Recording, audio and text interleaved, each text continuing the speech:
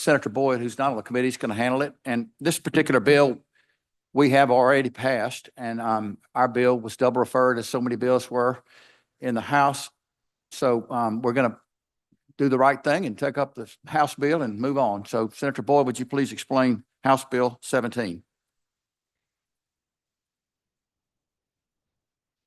I'm going to give a brief explanation. I can go into it line by line if y'all request it, but I know y'all have heard this multiple times now, so I'm going to be quick about this. This bill is about the brown bagging and the white bagging. And what it would do, it would line us up with our states that are right next to us with Louisiana and Arkansas, and it would prohibit white bagging and brown bagging. White bagging, remember, is when the insurer, the PBM, requires the treatment to be cured from a specialty pharmacy that's often affiliated with that insurer and PBM, and then sent to the hospital for administration to the patient, which can delay the patient's treatment anywhere from 10 to 14 days oftentimes. And you can imagine if you've got a loved one in the hospital or you yourself are in the hospital and you can start that treatment immediately, you're going to, best practices medically are to start those treatments immediately. So that is kind of prohibiting patient access in that. And then brown bagging is very concerning because it requires the treatment be procured from a specialty pharmacy affiliated with the insurer or the PBM. And then it is sent to the patient, who then has the responsibility of bringing that into the clinic. And usually it's an infusion clinic or something like that. And you could imagine if that's your grandparents out in rural Mississippi, where temperatures can excel and soar, and making sure that that temperature is kept at the right amount of temperature. Also remember too that imagine you're the provider and you're supposed to now, you have limited quality control on how that medicine was handled. You're now supposed to infuse a patient with that. So there's lots of particular problems with this. This is the same bill that we've looked at that would line us up with them and prohibit these practices in Mississippi. So I'm happy to take questions on it. But this is a good bill, and this helps our citizens out in the state. Okay, are there any questions? We have a motion, please. Okay, Senator Frazier moves title sufficient do pass. All in favor say aye. Is anyone opposed? That bill will be reported. Thank you very much, Senator Boyd. Okay, we're going to go back to item number 1, which is Senate Nomination 66. Mark Henry, would you please come forward? You can just sit at the end of the table here. We appreciate your being with us this morning. You have peer reports.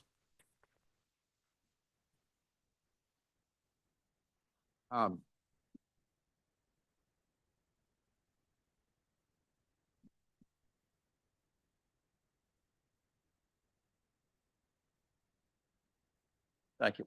Did you get that turned on? So push it till it's green. It's tricky.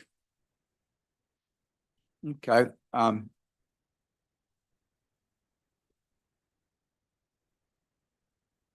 right. This nomination is for a member of the Workmen's Compensation Commission, and this is a reappointment.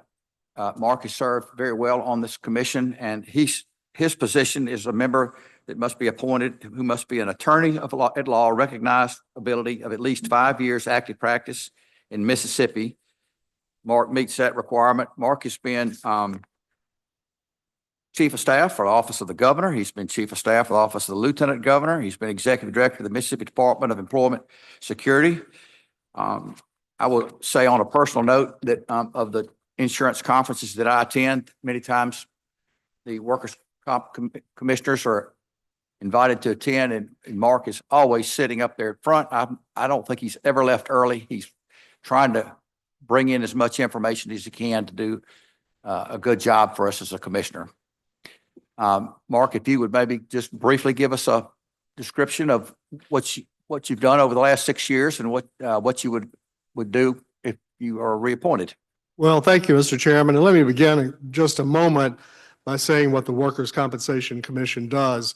And the reason I say that is, as the chairman pointed out, I used to be executive director of the Mississippi Department of Employment Security, and I've discovered that people sometimes confuse what the two departments do.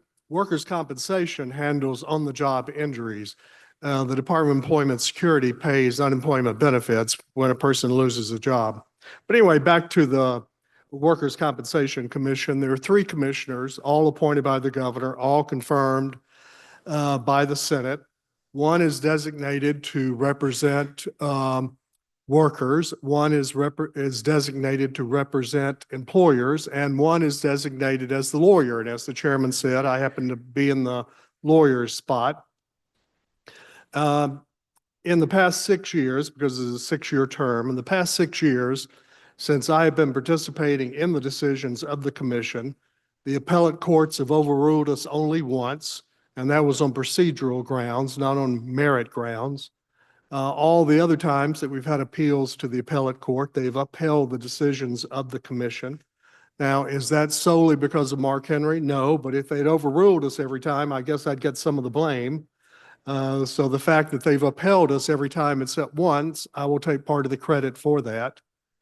I think that if you were to ask anyone who is involved in the workers' compensation system, whether that person was a claimant or an employer or a lawyer who represented employers or a lawyer who represented claimants, I think you would find that I have tried to be fair and unbiased and simply apply the law to the facts.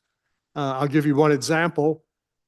We had a case that reached the commission, and I voted to deny the claim, but I also wrote in my opinion that I actually thought the Supreme Court had decided the case incorrectly that we were basing this on, and I urged the Supreme Court to reverse itself. So although I disagreed with what the Supreme Court had decided, I followed the law by obeying what the Supreme Court's decision was. By the way, the Supreme Court refused to overrule itself, but they're still wrong. And I hope to continue that over the next 6 years. I'd be happy to take any questions if anybody has any. Members of the committee? Any questions? This is a 6-year appointment. Do I have a motion that we do advise and consent? Motion is made. All in favor, say aye. Aye. Any opposed? Thank you. Thank you. Mark, Thank you, for being Mr. with us this Chairman. Thank you, morning. members of the committee. Thank you so much. Okay, we'll now go to House Bill 959. This is our original hurricane mitigation program bill. You might recall that this committee passed a bill that had a funding source in it earlier this year. That bill has not set a record, but met a record held by very few bills, in that it was triple preferred in the House. I don't know why the House is not interested in providing funds. We had a funding source for mitigation of hurricane properties down in the lower 6 counties and also windstorm. But anyway, so what we're doing with this legislation is going to the original mitigation program, which has no funding mechanism in it, and extending the repealer on it. So we can keep the program going until we work out a annual funding source. Are there any questions on that? Motion? Motion. Senator Delano is title sufficient to pass. All in favor, please say aye. Anyone opposed?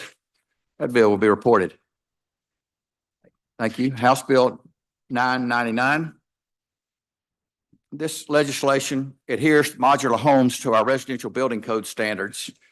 And you have a summary sheet on it as well that's been provided to us. It's simply, trying to make these homes that can be sold as permanent dwellings to meet the current residential building code, which will ensure a safe dwelling for their families. You might also notice on lines 45 through 47 that, Mississippi has a lot of people who enjoy going to deer camp and fish camps, that we've excluded structures used at these facilities for that purpose. Are any questions? Vice Chairman, you have a motion? I do have one question. Question, okay. This in no way impedes local zoning or anything like that from a county or municipality. This is strictly just dealing with the structure of mobile homes, correct? That's correct. Building codes and not zoning. Motion. All right. Dr. Super? Thank you, Mr. Chairman.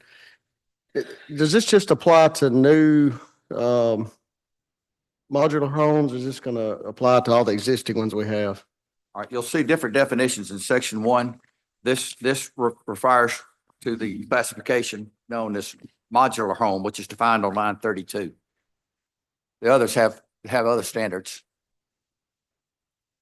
Okay, so we're not gonna have any issues with these folks that have these homes that are 30 years old, sitting out there on their property. I mean, they probably need to be updated, but, their conditions are not great. But this wouldn't affect them at all. This wouldn't affect. No, them. no, sir. Okay. All right. Thank you. Thank you. All right, Mr. Vice Chairman. Title sufficient, do pass. Motion's title sufficient to pass. All in favor, please say aye. Any opposed on that? Okay, House Bill 1174, Senator McMahon. You're recognized. Thank you, Mr. Chairman. What we've got here is a public adjusters licensing bill. Basically, just the summary on this is that 1174 establishes a stricter regulation for public adjusters in Mississippi. It introduces licensing requirements, financial responsibility provisions, fiduciary duties, ethical guidelines, and penalties for conduct. The insurance commissioner will establish those. This bill would empower him to establish those rules. The bill ensures adjusters act in good faith, provide transparency, contracts, and maintains accountability when they're handling claims.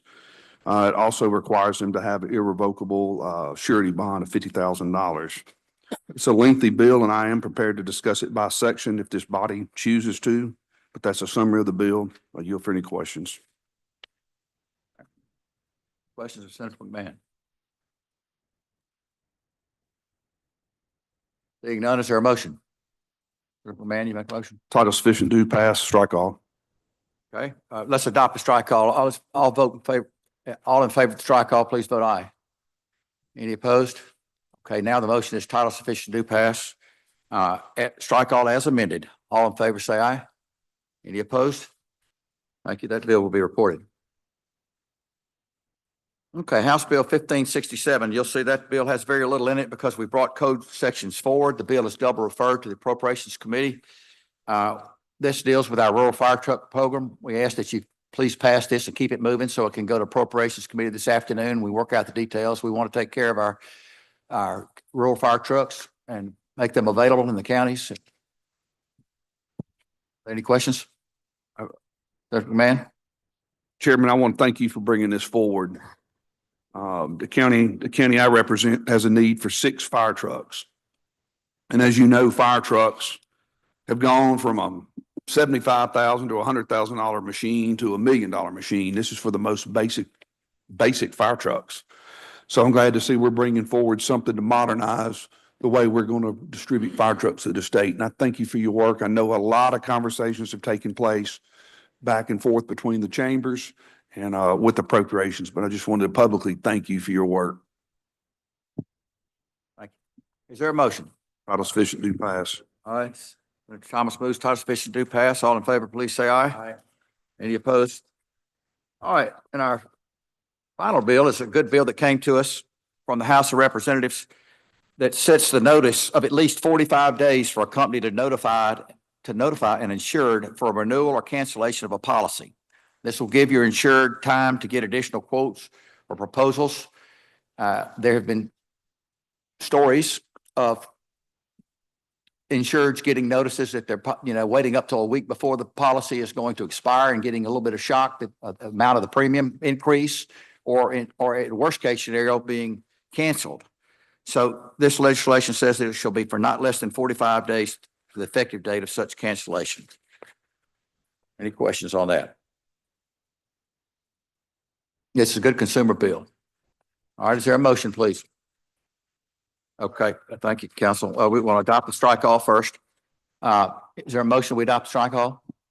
So we'll move. All in favor, say aye. Aye. Any opposed on that?